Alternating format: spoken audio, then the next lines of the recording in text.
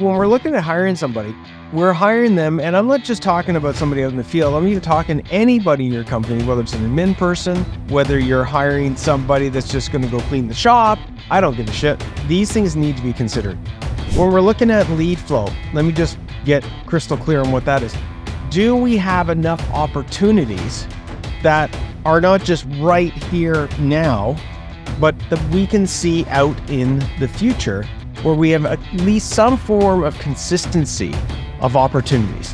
When we go and get an opportunity, and then we go and take the time to actually do the quote and land the deal, and then we have to go and plan the work, most cases, unless you're doing a service call, that in itself is a very, very, very small period of time. Hey, Rockstars, Andrew Houston here with another No Bullshit podcast for contractors. And today it's especially for those, if you guys want to get some financial hacks and insights on, that every contractor should have and know before you're hiring. All right. Look, growing a contracting business, I've said it before. If you're listening on this podcast and you just want to maintain being a one-man show, totally cool. That's no judgment. Okay. Go for it. I will say this. Just something to consider. Just always ask yourself this question. If something was to happen to me, what would happen to my business? And guys, this is directly related to building the team. Look, you cannot build a business by yourself as a contractor. You can, but the risk associated with it is massive, the stress, the hassles. There's things we got to consider when we're hiring, okay? Today, we're going to focus in on some of the financial aspects of that. But if you're just going to be you in the truck, then that's just something that you have to accept, that the risk that you are putting upon yourself and your family, say you're, providing for your family, is incredibly high. God forbid you get in a car accident or something happens. So this podcast is for those that see the value in building a team. And it doesn't mean that you're not really struggling in building the team, but that you at least recognize that, hey man, if I could get if I could build an A team, again, that could be, 5, 6 people, all the way up to hundreds of different people, depending upon how big you want to grow your contracting business, then you're at the right place. So we're going to get focused here on what are some of these things that we got to seriously consider when we're growing our business. When's the right time to hire? Can I afford to hire? How do I go about, forecasting, my ability to hire? And what are some of these other aspects on the financial front that I got to seriously consider looking at before I go and hire somebody? And that's what we're going to get right down into the, grassroots where the rubber meets the road today. And I'm going to break it down in really a simple process. So let me just share my little screen here. And I'm going to break this out again. If you're driving, you guys know, I like to use my iPad to give a visual representation of what it is that we're covering off. And the reason for that is because, hey, as a fellow contractor, that's called modalities. It's called VAK, VAC, which is you're either a visual person, an auditory person, a kinetic person. You're actually a combination of all those. But most contractors are very heavily kinesthetic, where they learn by touching and they learn by seeing. Okay, so that's who I am, and hopefully this helps you guys. So when we're looking at this, there's really 4 key things that feed each other. I know my circles aren't the best and they overlap. All right. There's lead flow. There's deal flow, lots of flows, workflow, and the old profits and cash. What? Yeah. No surprise. Flow. This is a series of things that we have to seriously consider when we're hiring somebody. You might be like, what the hell what does lead flow have to do, or deal flow or workflow? And what even are these things? Well, guys, when we're looking at hiring somebody, we're hiring them. And I'm not just talking about somebody out in the field. I'm even talking anybody in your company, whether it's an admin person, whether you're hiring somebody that's just going to go clean the shop. I don't give a shit. These things need to be considered. When we're looking at lead flow, let me just get crystal clear on what that is. Do we have enough opportunities that are not just right here now, but that we can see out in the future, where we have at least some form of consistency of opportunities? That can lead to what? Deal flow. That's our ability to turn those opportunities, those leads into actually deals. So that means landing them. And just because you land a job that you quote, doesn't mean the job hasn't started. You guys know that, right? It could start next week, next month, 2 months from now. And that comes to workflow. Do we have enough work for this person to actually give to this person? And then that should be feeding our profits and cash flow. So in breaking this down even further, you want to make sure that you're tracking, guys. And again, so many people go, Andrew, it almost sounds like you're talking about like a sales process. Yeah, I am talking about a sales process. It's actually a hiring process from a financial perspective. Guys, if too many people go out and they hire somebody and they're crazy busy right now, okay? So they've got all this workflow, got all this work that they got to do. And then guess what happens? Yeah, they might be having enough profits, enough cash flow in this period of time. And let's say that period of time is only maybe 1 month. And then guess what happens? As you guys know, when we go and get an opportunity, and then we go and take the time to actually do the quote and land the deal, and then we have to go and plan the work. Most cases, unless you're doing a service call, that in itself is a very, very, very small period of time. But most contractors, they don't just do service work 100%. They do service work, small, medium, larger jobs. And what happens though is in the moment right here, everything was roses, but they never looked back to ask the question, do we have consistent lead flow that gives us enough runway of deal flow that we are beyond this month? So what ends up happening, just to be clear, is we finish these jobs. Hopefully we finish them profitably. That's a whole nother conversation. Hopefully we quoted them profitably, all the rest of that. Cash is coming in. And then guess what? Things dry up. Things start to dry up around here. And then they dry up and dry up and dry up. And next thing you know, we don't have enough work. So one of the first things I want you to consider is what we teach at Profit for Contractors, just a couple of things for you guys to think about. And you're like, oh my God, I can't believe he's still talking about the sales process. Yes, I am, guys, because of the points that I've been making to you, is that we need to be able to forecast the growth of the company, really, in essence, to be able to know that we can forecast whether or not it's viable to hire this person.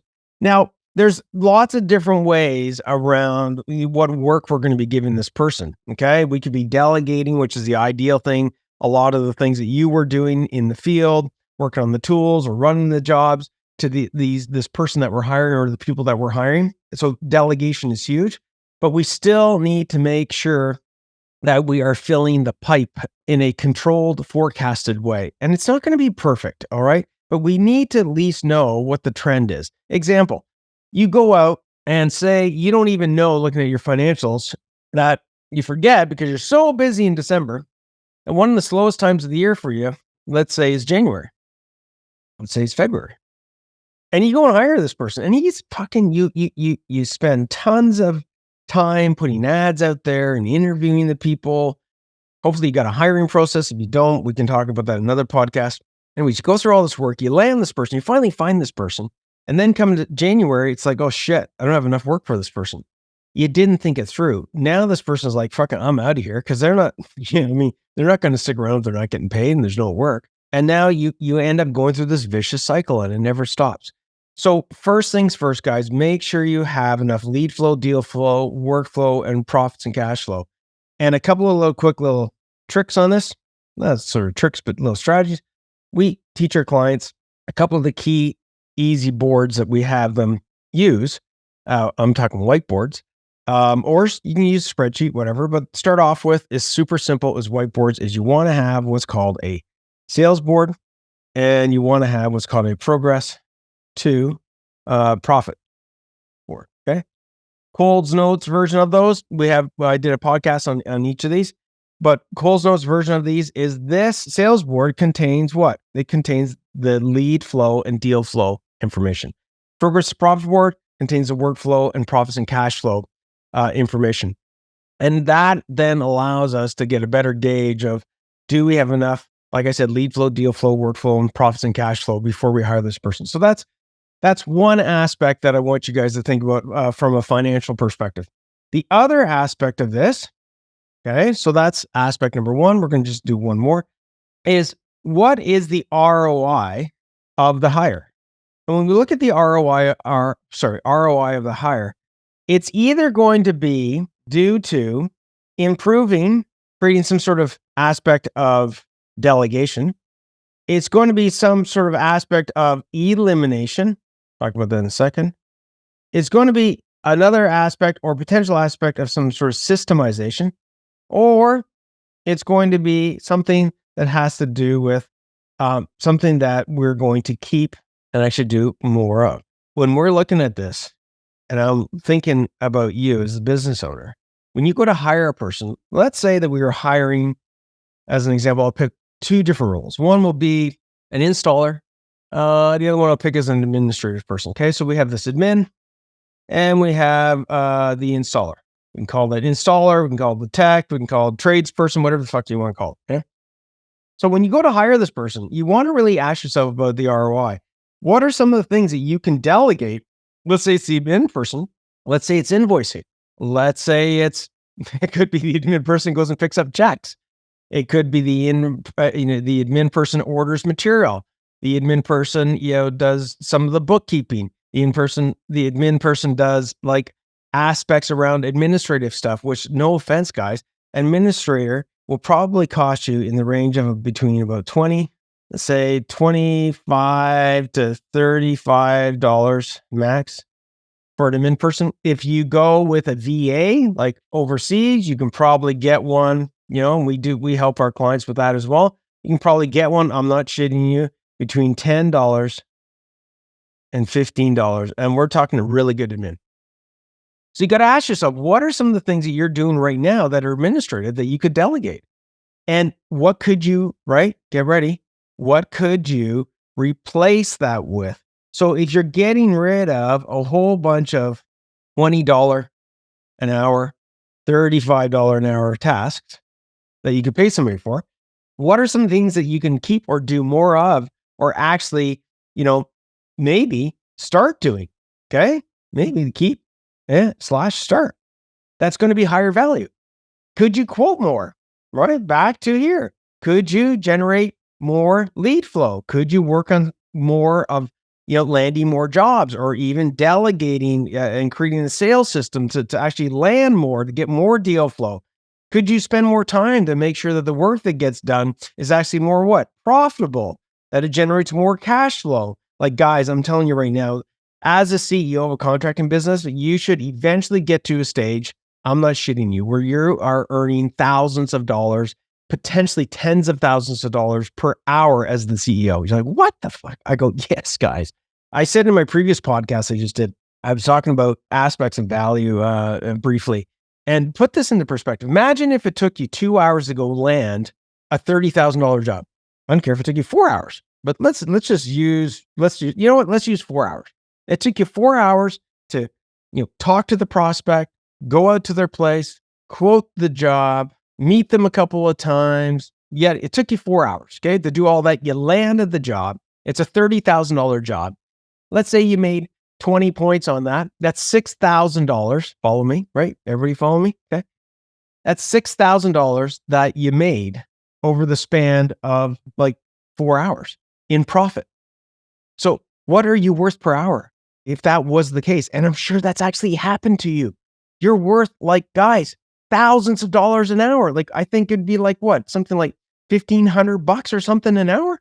Yeah, it'd be $1,500 an hour in profits that you're worth. Should you keep, does that incentivize you enough? I hope it does, to go and delegate some of these administrative tasks if you haven't done it already. So we got to look at the value, right? What are some of the things that we're going to be able to eliminate, right? We're going to be able to stop doing the invoicing. We're going to stop having to do the accounts payable, the accounts receivable, and the list goes on and on, okay?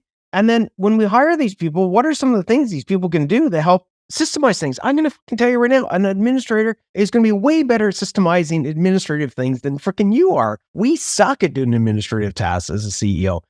Hopefully you get where I'm going with this, guys. Just this in itself if you add it up, hiring an admin person, if done properly, should equate easily within some form of range of like a positive 1 to maybe up to even more multi thousands of dollars per hour for you, because you're able to delegate and eliminate and systemize and do more of the things and start doing more of the things that you need to do. The same thing we look at for an installer.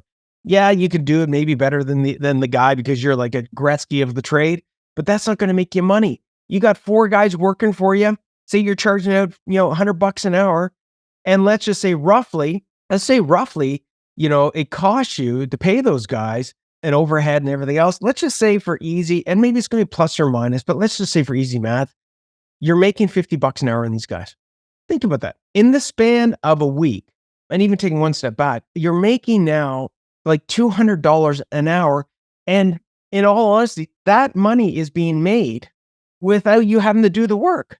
At the end of a week on a 40-hour work week, you could be making between 8, just with those 4 guys, 8 to 10K, if not more, in profit without you having to do the work. And you think about this, right? What's that value to you? It's massive, guys. This is where real champion SEAL business owners shift their mindset when it comes to hiring somebody. So when you're looking at hiring somebody, guys, these are the 2 key things I want you to think about. Lead flow, deal flow, workflow, profits, and cash flow, okay? Do you have enough of it? If you do, awesome. Then it makes sense, especially combined with the ROI aspect that we just covered off, to go and hire that person. Now, what if you don't? What if you're maybe it's like, it's not an absolute I don't, but like you're a little bit worried. Maybe you've only got enough work in the horizon and the lead flow is okay, but it's not great. Well, then guess what we're going to do? We're going to focus on strategies to increase that lead flow, okay? We're going to take the aspect of hiring that person that frees up more time for you so that you can focus in more on the things that are going to generate more lead flow. And by the way, a little bit of a sidetrack here. I would never have you focusing on lead flow right away. The first thing I would look at is I'd look at your deal flow. How many times, man, do we talk to contractors and they're like, man, I don't have enough work. I need more leads. And I go, well, how many leads you got right now? Well, I don't know. Well, can you take a look? Like, how many jobs have you quoted recently and how many jobs do you need to quote? Oh, I got about 20. Okay, well, what's your quote to win ratio? I'm like, what? Well, how many jobs are you landing? Well, I don't know. Then we find out they're only landing like 20, 30% of those jobs. And the reason is because they're running around with their freaking heads cut off, doing all this shit. And when we get them to focus in on next, they go from a 20% conversion rate to a 50, 60, 70% conversion rate. And it turns out they had enough leads to get enough deal flow. You follow me, guys? All right. So that's the aspects around the financial things that you got to consider when we're looking at hiring somebody. Okay. There's definitely the financial aspects of like, how much are they going to cost you? What's the overhead? What's their real cost to you? So that you can compare to what the real ROI is. But these are things that, guys, in simple terms, if you get this right and you lay this out, the best thing you could do is grow a team. But before you do that, be financially smart about it. So I'm Andrew Houston with another No Bullshit podcast. Hopefully that helped you guys. Again, I'm here with a new podcast episode every Wednesday. Tune in and guys, take these steps. Take your business to the next level for next year and beyond. These are principles that when you apply them, they stick, they work, they've been proven, they've been tested. Anyways, I'll see you on the flip. Okay. And that's it. See you in the next podcast. Ciao. Hey, rock stars. Thank you for watching the No Bullshit podcast for contractors. If you enjoyed this episode, hit the subscribe button. And if you're serious about growing and need help, click on the link below. Myself and my team would love to help and give you the necessary tools so you can take your contracting business to the next level. And remember, dominate, delegate, and deliver.